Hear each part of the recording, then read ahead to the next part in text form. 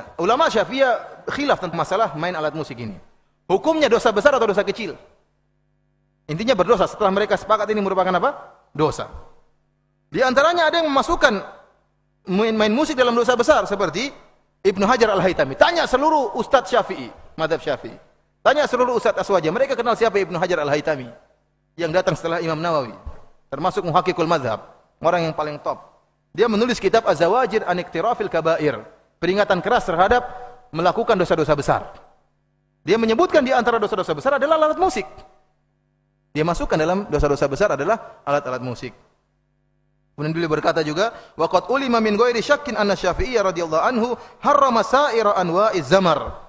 Dan telah diketahui dari Imam Syafi'i radhiyallahu anhu tanpa ada keraguan sama sekali bahwasanya Imam Syafi'i mengharamkan segala bentuk alat musik. Alat musik semuanya haram. Yang halal cuma apa? Rebana, duf. Rebana itu pun boleh dilakukan tatkala walimah. Allah alam bisawab, karena rebana enggak ada nadanya, enggak ada do re mi fa sol la si do nya. Jadi dung dung dung dung gitu aja. Tapi kalau ada do re mi fa sol la si do si la sol fa mi re do, ya itu repot seperti itu. Tapi kalau rebana enggak ada. Mau ditungut tetap aja enggak ada nadanya. Enggak ada nadanya. Oleh karenanya tidak apa namanya? Berbeda, dan itu dikhususkan tatkala walimah. Yang lainnya alat musik haram. Seluruh alat-alat musik. Kita lihat perkataan Imam Syafi'i rahimahullah. Perkataan Imam Syafi'i tegas dalam masalah musik. Saya nukilkan banyak perkataan ini, di antaranya lihat halaman 57.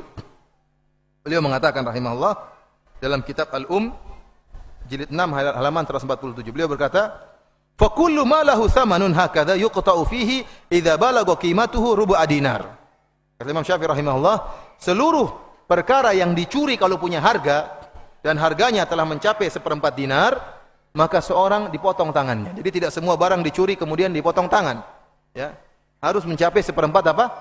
Dinar. 1/4 dinar ya kira-kira 1 gram lebih sedikit emas, 1 gram lebih dikit. 1 gram emas sekarang berapa kira-kira? Berapa sekarang rupiah? 1 gram emas. Berapa? Siapa yang juragan emas di sini? Angkat tangan. Berapa? 500.000. Sekitar 500.000 atau 600.000. Ya, kalau curinya masih 400.000, makanya tidak dipotong tangan. Makanya kalau orang curi ayam jangan dipotong tangannya, kasihan. Apalagi dibunuh, gara-gara curi ayam. Dilaporkan ke polisi. Ya. Sebagian orang gara-gara curi ayam dibunuh. Ayam harganya berapa? Sampai 600.000. Itu ayam priai aja nggak sampai segitu harganya, 600.000. Kemudian dipukul, kemudian dibakar, kemudian dibunuh. Ini tidak benar seperti ini. Kita jangan emosi kemudian menyelisih syariat Islam. Ada syariat. Jadi yang diboleh potong tangannya kalau harganya sampai rubu' dinar. Kemudian kata beliau, Imam Syafi'i rahimahullah, mushafan kana au saifan au ghairahu. Seluruhnya, pokoknya harganya sampai 1/4 dinar, maka dipotong tangan. Apakah itu mushaf yang harganya sekian, ataukah pedang yang harganya sekian, ataukah selainnya? Kalau benda yang dicuri lebih dari 1/4 dinar, maka dipotong tangan. Mimma yahillu thamanahu. Yang penting barang-barang tersebut harganya halal. Seperti mushaf halal, diperjualbelikan. Pedang juga benda yang halal. Dan yang lain juga halal. Barang siapa yang mencuri barang halal, harganya lebih dari 1/4 dinar, maka tangannya dipotong. Kemudian kata Imam Syafi'i, fa in saraka khamran aw khinziran, kalau dia mencuri bir dan mencuri babi, bir halal atau tidak? Haram. Babi haram. Maka barang siapa yang mencuri bir atau mencuri babi, lam yuqta li'anna hadha haramus thaman, maka tangannya tidak dipotong. Kenapa? Karena barang yang dicuri ini barang yang haram. Jadi meskipun babi dicuri 100 ekor harganya sampai 50 juta, tidak dipotong tangannya. Kenapa? Karena babi hukumnya apa? Haram. Meskipun bir-bir yang harganya mahal, yang sudah disimpan mungkin 120 tahun, harganya sampai puluhan juta, tetap saja tidak dipotong tangannya. Kenapa? Dia barang haram. Li'anna hadha haramus thaman.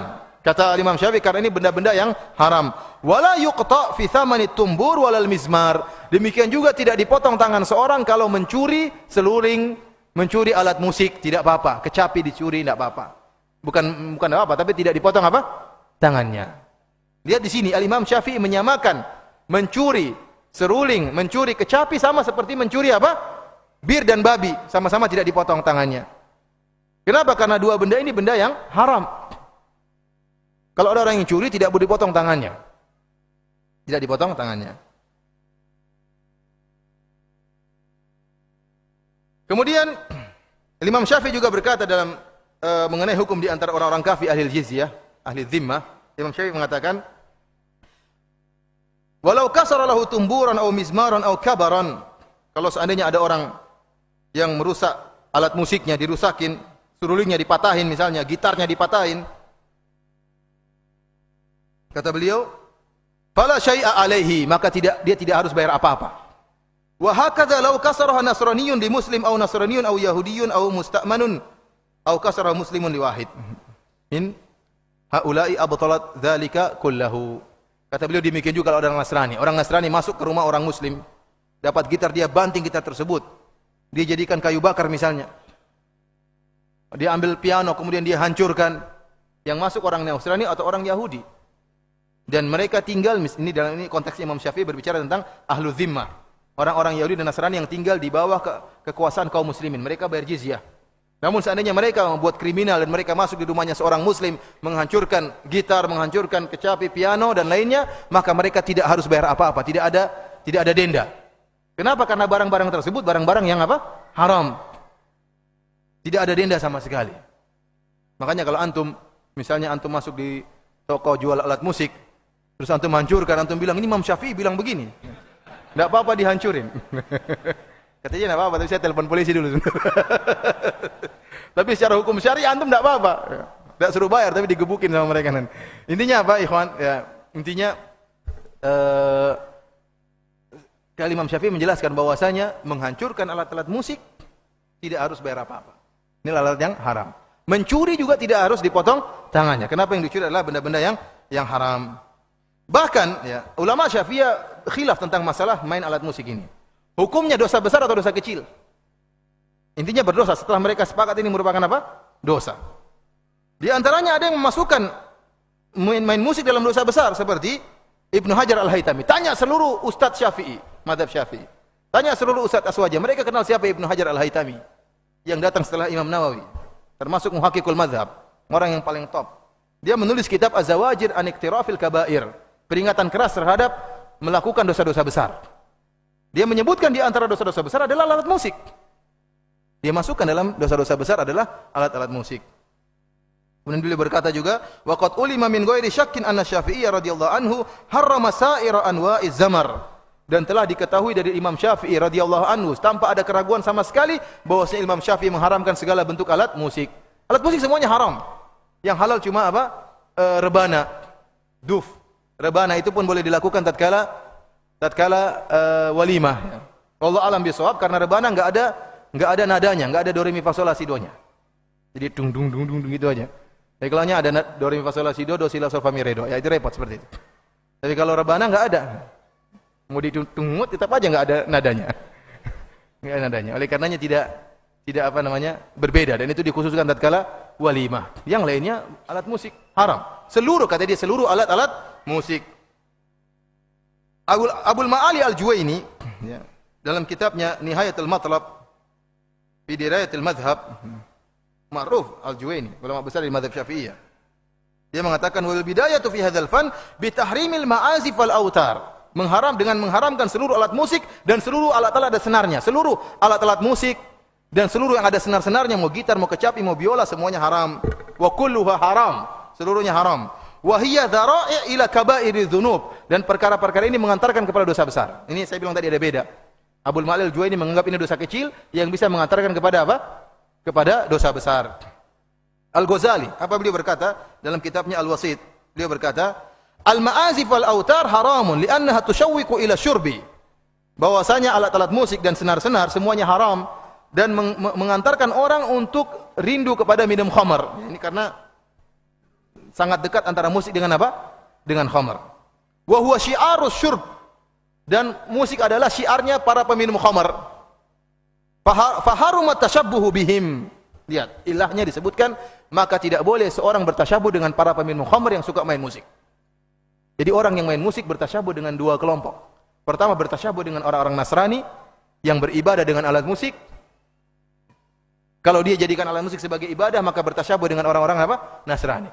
Kalau dia menjadikan alat musik sebagai alat teler, maka dia bertasyabuh dengan para peminum bir. Pilih mana terserah bertasyabuhnya.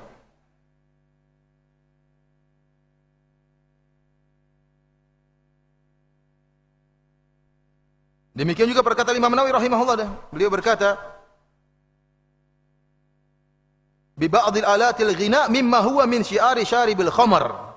Dia mengatakan sebagian alat-alat musik yang dia merupakan syiarnya para peminum khamar. Demikian saya nukilkan juga perkataan Syekhul Islam Zakaria Al-Ansari, kemudian As-Subki, ya, Ar-Ramli, seluruh ulama Syafi'iyah, Asy-Syarbini, Ibnu Hajar Al-Haytami, dan seluruh mereka menjelaskan tentang hukum haramnya alat-alat musik. Kemudian lihat halaman 67, saya sebutkan tentang ijma' ulama tentang haramnya musik, halaman 67 dan seterusnya. Halaman 68 saya sebutkan perkataan dari berbagai ulama mazhab. Pertama Ibnu Jarir At-Tabari, pemilik tafsir, dia menyebutkan tentang waqfaqat ajma' ulama'ul amsar ala karahatil ghina wal man'i minhu. Para ulama seluruh negeri telah berijma' untuk membencinya nyanyian dan larangan untuk nyanyian. Al-Baghawi dari mazhab Syafi'i juga menukil ijma' yang wafat pada tahun 516 Hijriah. Dia mengatakan wattafaqu ala tahrimil mazamir wal malahi wal ma'azif. Dan mereka para ulama telah sepakat akan haramnya seluruh alat musik. Ibnu Qudamah juga dari mazhab Hambali yang wafat 540 Hijriah. Beliau mengatakan wa amma alatul lahwi wa katumbur wal mizmar wa syababa fala qat'a fihi annahu alatun lil ma'siyah bil ijma'. Adapun alat-alat musik seperti seruling, kecapi dan yang lainnya, maka ini tidak ada dipotong tangan kalau mencuri alat-alat ini. Kenapa? Annahu alatun lil ma'siyah. Karena ini alat-alat untuk bermaksiat bil ijma', dengan ijma' para ulama. Karena ini alat maksiat, maka kalau dicuri tidak perlu dipotong tangan. Ijma' ulama ini alat maksiat. Abul Abbas Al-Qurtubi dari mazhab Maliki juga berkata demikian. Fa amma ma abda'u sufiyah al-yaum. Lihat perhatikan. Abul Abbas Al-Qurtubi dia mengatakan, fa amma ma abda'ahu sufiyah al-yaum min al-idman ala sama'il maghani bil alatil mutribah fa min qabili ma la yukhtalafu fihi bi tahrimihi. Kata beliau, adapun perkara-perkara yang dibuat oleh orang sufiyah pada hari ini, tahun berapa dia? Tahun 656 Hijriah. Adapun perbuatan orang-orang sufiyah yang mendengarkan nyanyian, kata beliau, ya, adapun apa yang dilakukan oleh orang-orang sufiyah sekarang pada hari ini, yang mereka terbiasa mendengarkan nyanyian-nyanyian yang dilatunkan dengan alat-alat musik, famin qabili ma la yukhtalafu fihi, maka termasuk dari perkara yang tidak diperselisihkan oleh para ulama akan keharamannya. Dikarenakan ini peringatan kepada orang-orang yang mereka beribadah dengan alat-alat musik, maka diingkari oleh para ulama sejak dahulu. Kenapa Imam Syafi'i meninggalkan Baghdad? Karena takbir. Coba tanya kepada mereka, apa makna takbir? Takbir adalah orang-orang sufi yang mereka bermain musik, ya. Maka kota Baghdad ditinggalkan oleh Imam Syafi'i rahimahullah, ya. Di antaranya karena ada kaum yang memainkan apa? Alat-alat seperti ini.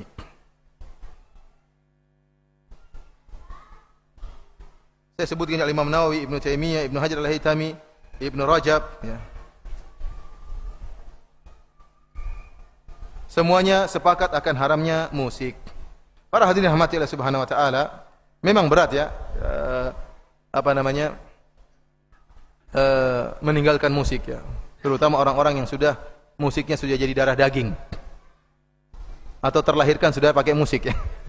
Artinya sudah dari awal sudah dengar musik, sejak kecil orang tuanya sudah dengerin musik. Gimana? Sudah mendarah daging. Ya, untuk meninggalkan musik bukan perkara yang mudah, namun perlu perjuangan. Namun jika dia bertekad, maka dia akan bisa meninggalkan, ya. Dia akan bisa meninggalkan. Sampai-sampai ada seorang sahabat saya yang benar-benar jago main musik. Dia bilang, Ustaz, semua musik haram tidak apa-apa, Ustaz. Tapi satu, Ustaz, kalau bisa ada dalilnya, Ustaz, boleh. Dia pemain piano. Yang piano jangan, Ustaz. Apa enggak ada dalilnya, Ustaz, yang menghalalkan piano?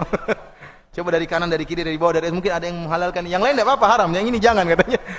Artinya saking beratnya apa? Meninggalkan apa? Alat musik. Apalagi kita kalau pergi ke jalan-jalan, ya. Saya alhamdulillah kalau pergi kemana-mana, kalau musiknya musik lagu-lagu baru, insya Allah nggak terlalu terpengaruh. Tapi kalau lagu-lagu nostalgia ini repot. Kadang disebutkan satu nada, dua nada, langsung merojaannya keluar semua. Nah, repot seperti ini, beserta dengan kunci-kuncinya, beserta dengan subhanallah, auzubillahi minasyaitonirrajim. Meroja Quran setengah mati, diulang-ulang nggak keluar-keluar, musik baru cekleng langsung keluar semuanya. Vokalisnya, semuanya. Syaitan memang apa? Benar-benar melalaikan orang. Ya, lagu-lagu nostalgia ini yang repot ya. Namun seorang berusaha bertakwa kepada Allah Subhanahu wa taala, ya. Ya kita kemarin Ustaz, artinya banyak juga teman-teman yang dulu bekas pemusik ya. Subhanallah, kadang-kadang setan datang dalam mimpi kita. Kita sudah enggak pernah dengar musik. Tahu-tahu setan datang, kita main musik dalam tidur apa main? Main musik. Bahkan dalam tidur setan tidak berhenti untuk apa? Menggoda. Ya, karenanya memang berat meninggalkan musik, tapi seorang berjuang meninggalkan suatu karena Allah Subhanahu wa taala.